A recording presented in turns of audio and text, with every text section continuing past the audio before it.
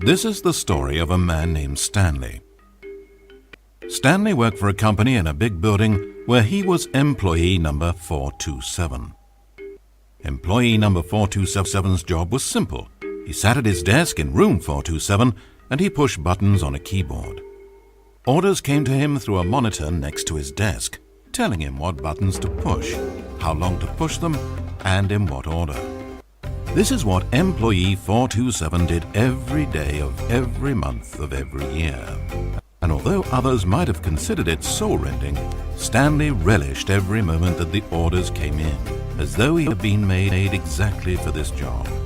And Stanley was happy.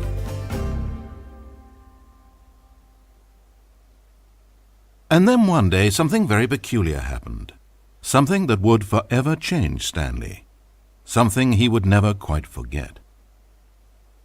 He had been at his desk for nearly an hour when he realized that not one single order had arrived on a monitor for him to follow. No one had showed up to give him instructions, call a meeting, or even say hi. Never in all his years at the company had this happened, this complete isolation. Something was very clearly wrong. Shocked, frozen solid, Stanley found himself unable to move for the longest time. But as he came to his wits and regained his senses, he got up from his desk and walked out into the hallway. Hej YouTube, jeg spiller The Stanley Parable nu. Det er episode 1. Det er sådan et spil, hvor man skal gøre eller ikke gøre, hvad ham der fortælleren siger. Så jeg vil starte med at gøre de ting, som han gør. Stanley decided to go to the staff lounge to check on his co-workers. He never functioned well by himself and constantly needed support and guidance from others, so the thought of total solitude was terrifying to him. Ja, det er så fortælleren, der fortæller, hvad jeg skal gøre. When Stanley came to a set of 2 open doors, he entered the door on his left. Så går vi ind ad venstre der. Postkasser. Sådan der.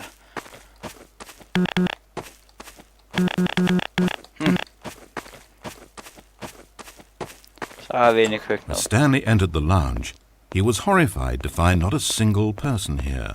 He decided he would walk up to see his boss, hoping that he would find an answer there. Den dør der, den gav mig et kæmpe chok. Den åbner bare i ansigtet for mig. Coming to a staircase, Stanley walked upstairs to his boss's office. Okay, så går jeg op.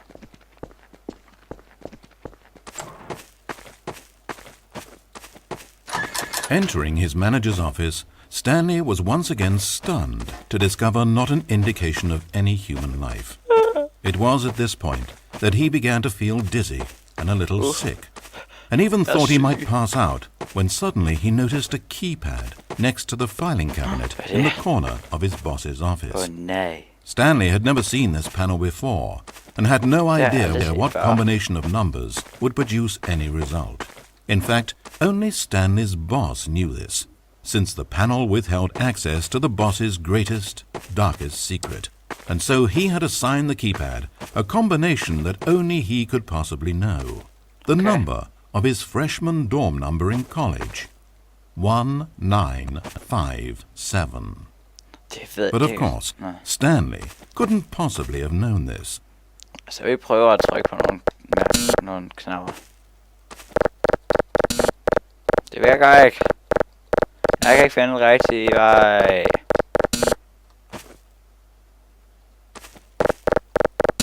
Jeg kan stadigvæk ikke finde den rigtige. Stanley just sat around twiddling his thumbs.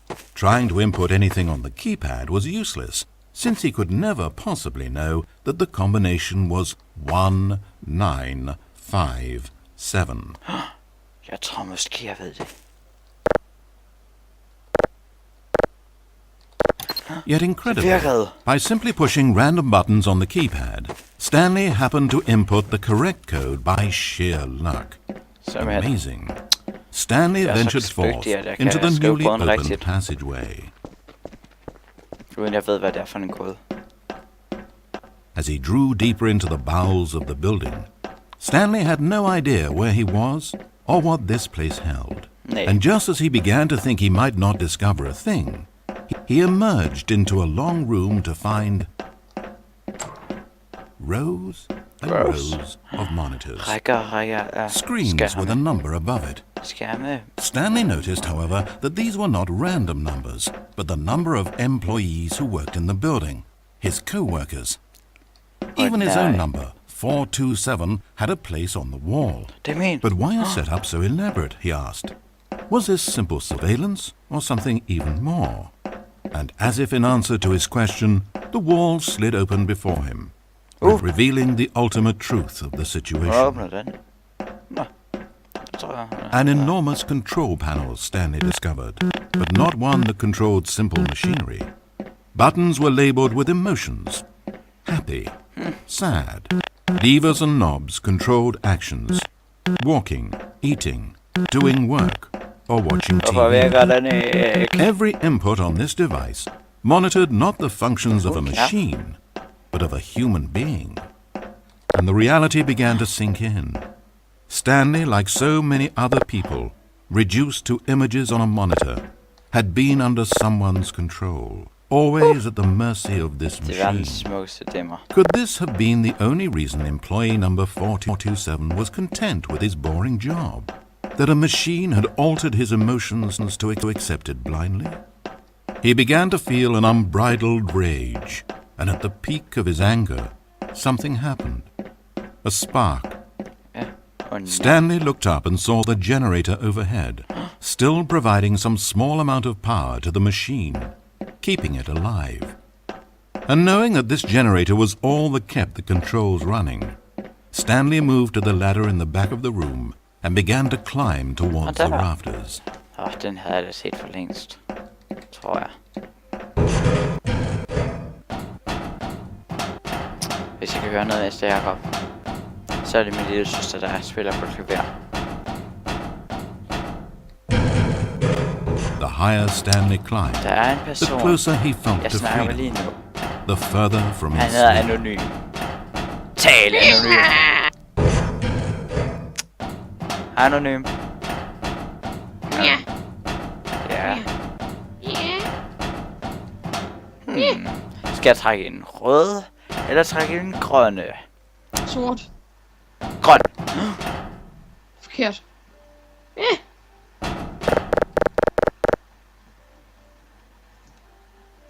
Jeg tror, jeg skal. Oh, Stanley. You didn't just activate the controls, did you? Nej. After it kept you enslaved all these years, you go and you try to take control of the machine for yourself? Is that what you wanted? Nej. Control? Nej. Stanley. Jo. Stanley. I applaud your effort, I really do. But you need to understand, there's only so much that machine can do. You were meant to let it go. Turn the controls off and leave. If you want to throw my story off track, you're going to have to do better than that. No. I'm afraid you don't have nearly the power you think you have. For example, and I believe you'll find this pertinent, Stanley suddenly realized that he had just initiated the network's emergency detonation system. In the event that this machine is activated without proper DNA identification, nuclear detonators are set to explode, eliminating the entire complex. How long until detonation then? Oh, let's make it say, 2 minutes. Now, this is making things a little more fun, isn't it, Stanley? Go ahead. Play with those controls all you like. The real controls are where I'm sitting. Did you really ever believe you held any power? Did you not think I knew what I was doing? When I erased your co-workers and turned off the machine, I was offering you freedom, an escape. I didn't have to do that. I've run this story many times, and I don't always set you free. Sometimes you just sit there, day after day after day, doing your job forever, and then dying alone. But when I actually give you the freedom to control your own actions, it's not enough. I let you go, and you trapped yourself just the same. You just weren't made to handle this sort of responsibility, I'm afraid. But you know what you were made for? Pushing buttons. Den som porter lidt. You get it now? Let us. Oh, I'm enjoying this.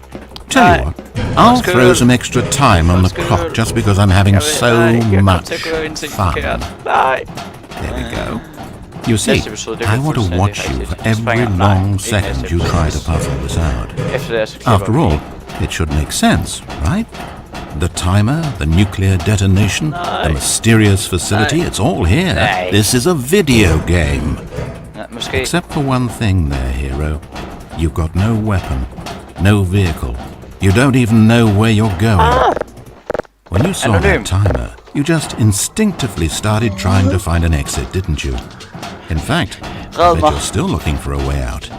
I bet you're clicking on everything in this room, trying to open doors or vents or something and solve the puzzle. As though this game has a solution, as though... Taler højt. Lydsøg for spil. Anvend. So it can be won. That timer is not a catalyst to keep things moving along. No. It's just seconds ticking away to your death. Virk. This is not a challenge. Ups. Jeg kører It's a forkert. tragedy. Nej. It's the moment when the hero realizes that despite his best efforts, he is powerless to his environment. Hvad skal jeg gøre? And then he lets go. He surrenders. And he dies. Ikke mig? Nej. Nej. 30 seconds, Stanley. 30 seconds. Until a boom. And then nothing. Ja. No ending to this story, just you dying. I suppose you could have gotten an actual ending if you played along, but that just wouldn't have been your style, would it? Instead, you'll perish knowing that the only choice you made here was to turn on that machine and to start this timer. But you won't be alone, because I'm not going anywhere. I'll be here to watch every second of your inevitable life, from the time we fade in until the moment I say, happily ever after. Jo.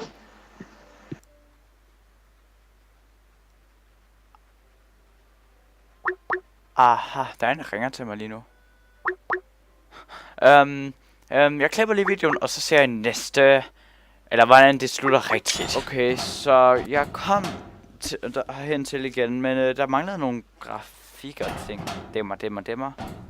Så nu trækker jeg bare i denne her. Der mangler en tekst, hvor der står sådan noget. Nu trækker jeg bare. Og så ser vi, hvad der sker. Åh nej. Nu bliver der mørkt herinde. Det er scary. Blackness.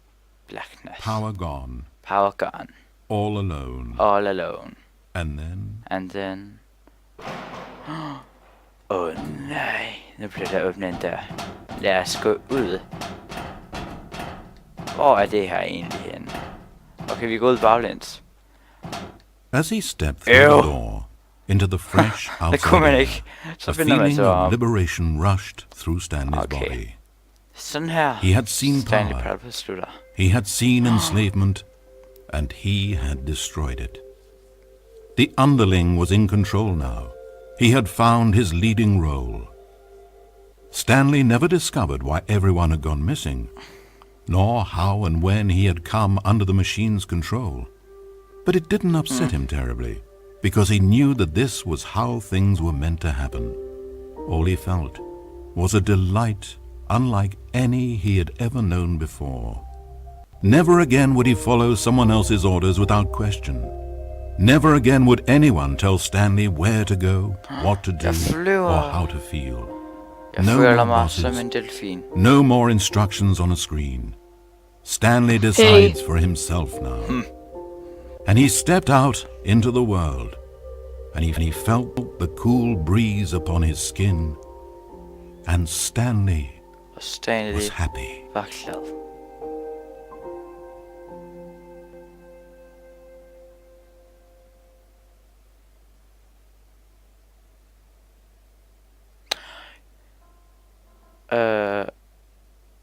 Ja, det var The Stanley Parable, den rigtige vej. Og lidt af den forkerte. Episode 1. Like, dislike, hvad jeg nu vil. Subscribe, jeg ved ikke, hvad jeg vil. Del videoen. Ja. Det var Stanley Parable, eller ikke det rigtige, det var faktisk et mod til Half-Life 2. Men det var så det. Hej! Stop messing with my head.